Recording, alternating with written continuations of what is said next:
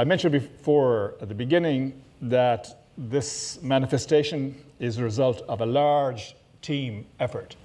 And I would like to mention some members of that team because it's truly widespread, all-embracing. It's not just about what happens within the university, but it's way beyond that. First of all, I'd like to thank the Higher Education Authority as part of the Irish Government for the allocation under the PRTLI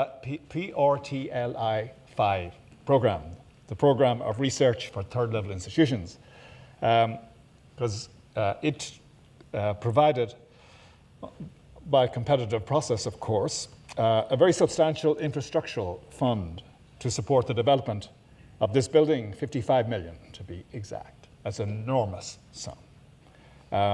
And we are absolutely delighted that that happened. But we also salute the HEA for believing in the talent and potential of my colleagues here in Trinity and their colleagues beyond the borders of Trinity.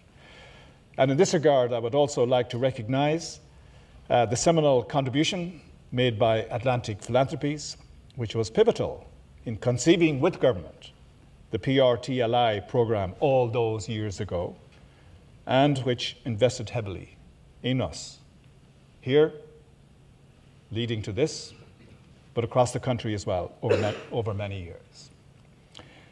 I thank the European Investment Bank, which provided financing and for their confidence in us for this project.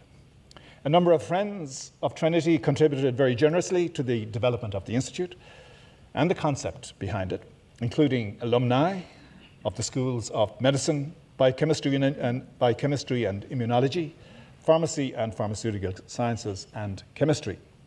Their names are on the wall for you to read on your way out, but I would like to single out two major donors and good friends of this university, Dr. Stanley Kwek from Singapore and Dr. Beate Schuller, now living in Germany.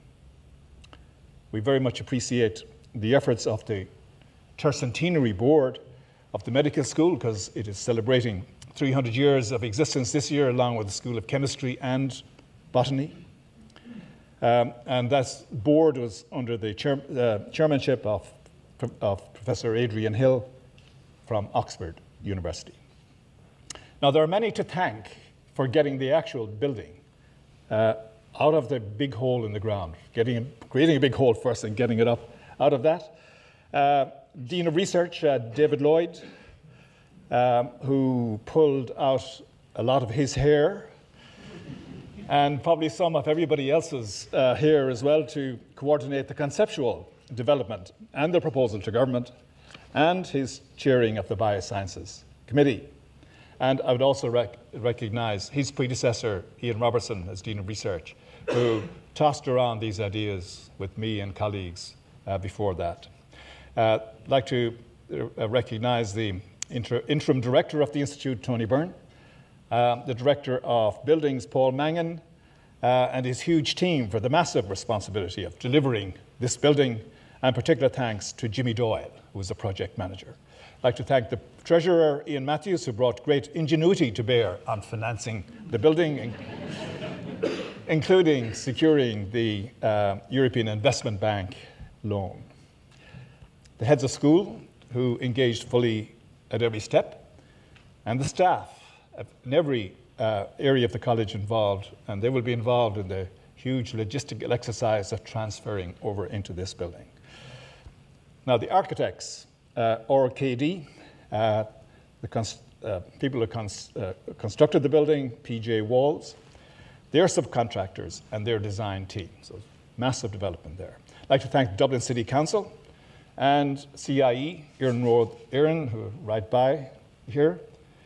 And I would also like to take the opportunity to thank all the agencies who are behind us in supporting the talent that will have here in this institute, and in supporting the concept of this institute. Science Foundation Ireland, we've heard about already, Enterprise Ireland, the Health Research Board, Wellcome Trust, and the European Union. And of course, the great many corporate friends across the pharmaceutical sector and the IDA. And I'd like to mention in particular Cisco and Microsoft, who have been particularly generous in their support of this institute.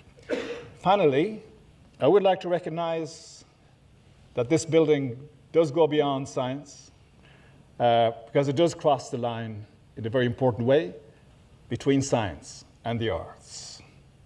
And I'm a very strong supporter of those connections. The Institute will also be a showcase for the best of Irish art. And I'd like to thank Anne Madden for donating her wonderful series of panels, which you will see mounted at the entrance. I'd like to thank Killian Sherman for his sculpture in the Knowledge Exchange on level 2. Knowledge Exchange means good coffee, good food. Richard Gorman and James Handley, whose works are not yet on display, but they will. And finally, our own Cyril Smythe, who has donated 20 original prints by the Irish artist Patrick Hickey. So this is going to be a showcase of many aspects. I'd like to particularly recognize that. So this has been a long list, but I think it's worth pointing that out to show what kind of partnership is involved in getting us to this stage, and mind the partnership that will now take it to the next stage. So I would say, let the games begin. And look, I'll be finished next month, but I do look forward to the magnificent new discoveries and impact that will emanate from this institution. It's truly wonderful. I'd like to thank you all for coming, being with us today to witness this launch. And I'd like to invite you for refreshments outside. There will be tours organized of the building. I'd recommend that you go at the very top, look at the city. It's all there. So I'd recommend that you do that. Thank you very much.